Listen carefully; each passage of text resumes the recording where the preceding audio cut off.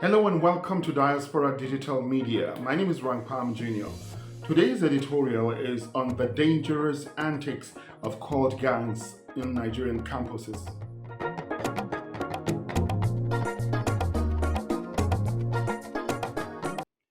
Nigeria's once revered ivory towers have become epicenters of heinous crimes perpetrated by youths under the phantom guise of cultism and fraternities.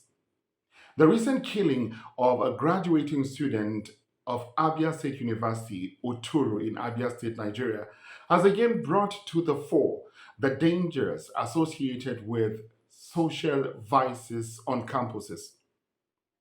Abia State University, in particular, is a notorious enclave of corrosive cultism. The criminal groups have even permeated every nook and cranny of the society. On Monday, a 400 level student of the university named Emmanuel was chased by members of a rival gang and shot dead at close range.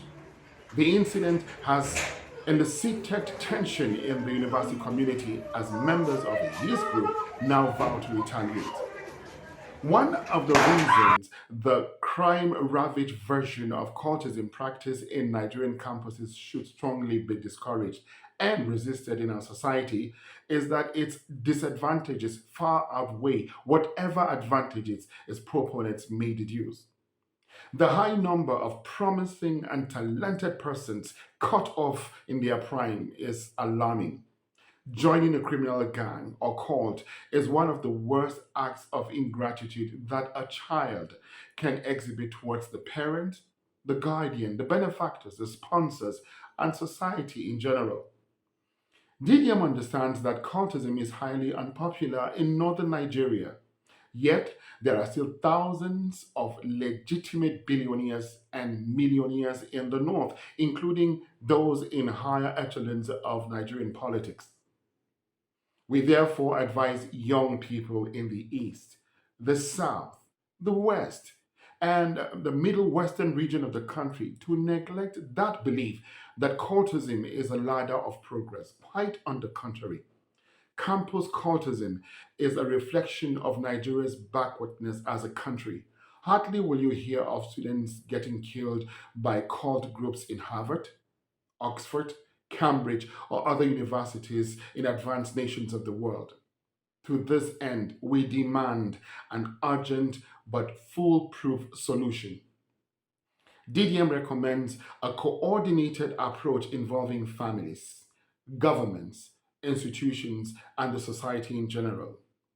Counseling services in tertiary institutions should be offered in order to disabuse the students on the scourge. Well, in conclusion, the harrowing reality of cult violence in Nigerian campuses demands urgent and concerted action from all stakeholders. As we reflect on the recent tragedy in Abia State University and countless others across the nation, it becomes clear that the scourge of cultism is not merely a campus issue, but a societal infliction that erodes the very fabric of our nation. As we reflect on Mother's Day and International Women's Day, let us heed the call for collective advocacy from civil society organizations and women's associations.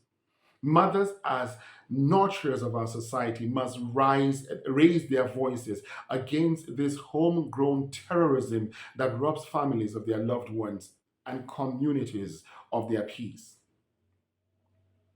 Nigerian campuses should be bastions of knowledge and innovations, nurturing professionals who add value to society, not breeding grounds for violence and despair.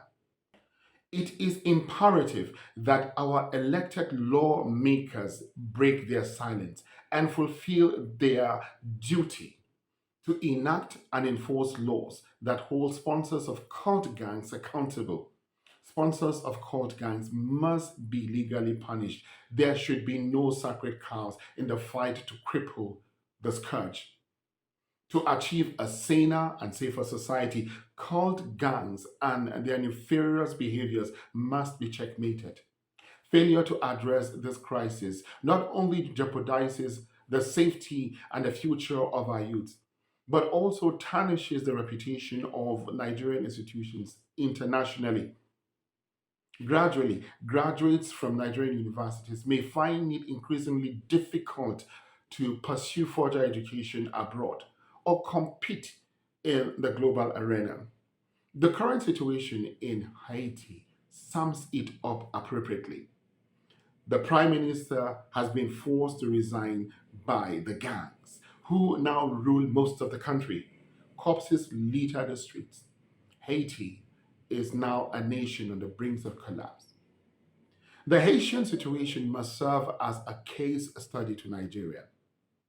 Let us not allow the silence to continue.